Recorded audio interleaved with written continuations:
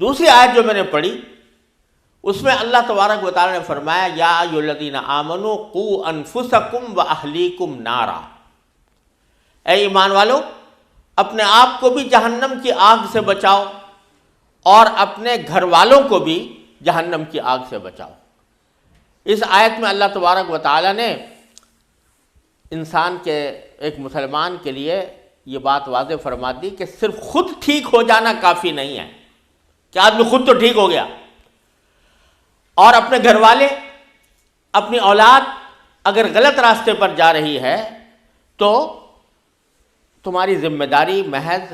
اپنے طور پر ٹھیک ہو جانے سے پوری نہیں ہوتی۔ بہت سے لوگ ایسے ہوتے ہیں کہ وہ خود تو دینی فرائض کے بھی پابند ہیں، نمازیں بھی جماعت سے پڑھتے ہیں، صف اول میں حاضر رہتے ہیں، لیکن اولاد کی طرف دھیان نہیں کہ اولاد کدھر جا رہی ہے، اس کو صحیح راستے پر رکھنے اور دین کا پابند بنانے کی طرف توجہ نہیں، اور اس کا نتیجہ یہ ہے کہ اولاد جو ہے وہ اپنے ہاتھ سے نکلی جاتی ہے اور پرواہ نہیں کرتے لوگ۔ یہاں قرآن کریم نے ایک اور بات کی طرف اشارہ فرمایا ہے ان الفاظ کو استعمال کر کے۔ بعض مرتبہ ہم لوگ یہ کہہ کر فارغ ہو جایا کرتے ہیں کہ بھئی ہم کیا کریں، ہم نے اپنی اولاد کو بہت سمجھاتے ہیں لیکن کیا کریں کہ اولاد مانتی نہیں، فہمائش کرتے ہیں، سمجھاتے ہیں، ہر طرح سے اس کو قائل کرنے کی کوشش کرتے ہیں لیکن وہ مانتی نہیں، تو اب ہم کیا کریں، ہماری ذمہ داری تو اتنی ہے کہ سمجھا دیں۔ تو قرآن کریم نے فرمایا کہ اپنے آپ کو اور اپنے اہل و عیال کو آگ سے بچاؤ۔ اشارہ اس طرف ہے کہ اگر فرض کرو تمہارے آنکھوں کے سامنے آگ سلگ رہی ہے اور تمہارا کوئی بچہ اس آگ کی طرف بڑھ رہا ہے، تو کیا تم صرف اس کو زبانی سمجھانے پر اکتفا کر لو گے کہ زبانی طور پر کہتے ہیں نہ بیٹا اس طرف مت جانا، یہ تم جل جاؤ گے؟ اگر وہ ماں باپ حقیقتاً اپنی اولاد کا درد رکھتے ہیں تو محض زبانی فہمائش پر اکتفا نہیں کریں گے، بلکہ ان کو چین نہیں آئے گا جب تک کہ اس کو گود سے لے کر اس کو آگ سے دور نہ کر دیں۔ تو اس طرح قرآن کریم نے فرمایا کہ تمہارے دل میں ایک جذبہ جس طرح کے دنیا کی آگ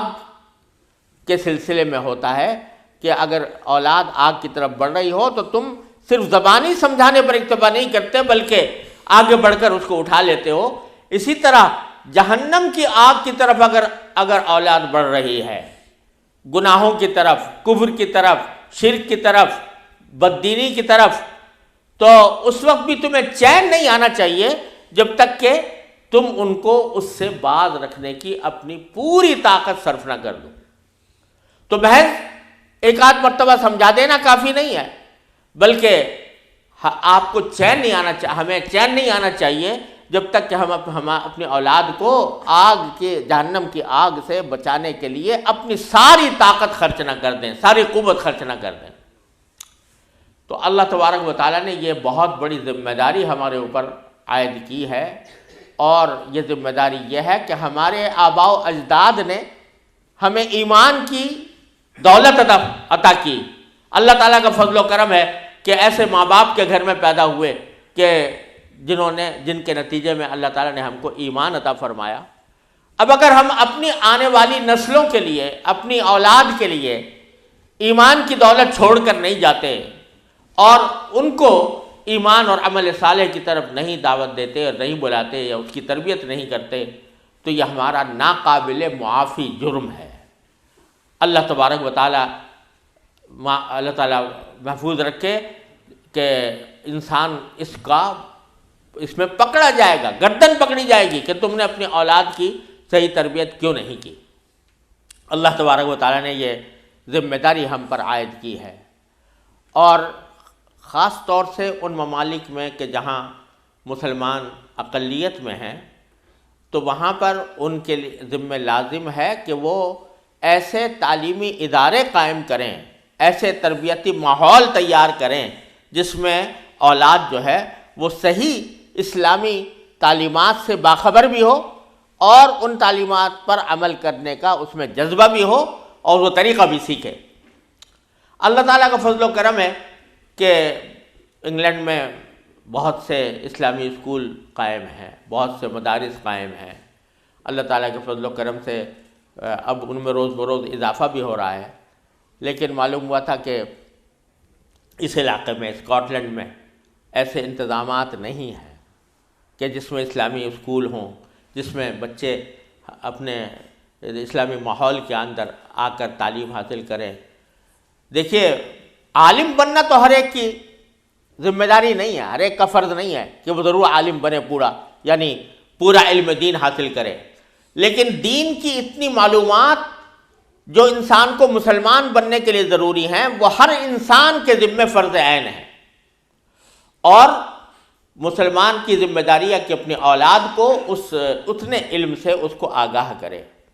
سارے دنیا کے جو مضامین اور علوم ہیں، وہ چاہے حساب ہو، چاہے سائنس ہو، چاہے جغرافیہ، جو جتنے بھی علوم دنیا کے اندر رائج ہیں وہ سب پڑھائیں، لیکن پڑھانے کے ساتھ ساتھ ان کو دین کی بنیادی معلومات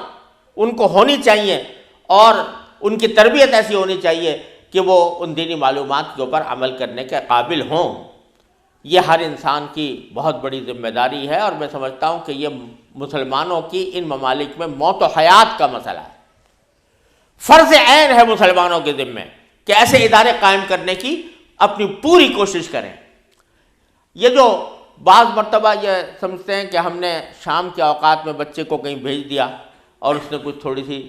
مکتب کی تعلیم حاصل کر لی، یہ ہرگز کافی نہیں ہے۔ یقیناً یہ نہ ہونے سے بہتر ہے، لیکن یہ کافی نہیں ہے، اس لیے کہ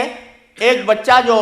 8 گھنٹے جو کچھ پڑھ کر آیا ہے، جس ماحول میں پڑھ کر آیا ہے، آپ شام کے وقت میں اس کی چھٹی پر قبضہ کر کے، چھٹی کے اوقات پر قبضہ کر کے آپ اس کو کچھ اور پڑھانا چاہیں تو وہ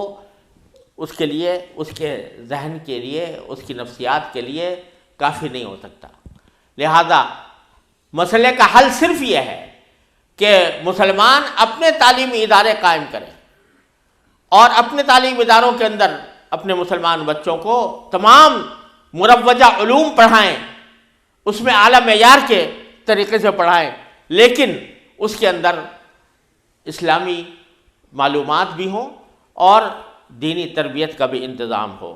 یہی واحد حل ہے اپنی آئندہ نسلوں کو اللہ بچائے مرتد ہونے سے بچانے کا، اللہ بچائے بے دین ہونے سے بچانے کا۔ واحد راستہ یہ ہے کہ ایسے تعلیمی ادارے قائم ہوں۔ جہاں نہیں ہیں تو پوری کمیونٹی اس کی ذمہ دار ہے، اور اس سے سوال ہوگا آخرت میں کہ تم نے اپنے بچوں کو تعلیم و تربیت دینے کے لیے کیوں ایسے ادارے قائم نہیں کیے۔ یہ باقاعدہ، یہ اللہ بچائے، یہ ان کی ذمہ داری ہے، ان کا مواخذہ ہوگا اس بات کے اوپر کہ انہوں نے کیوں نہیں کیا۔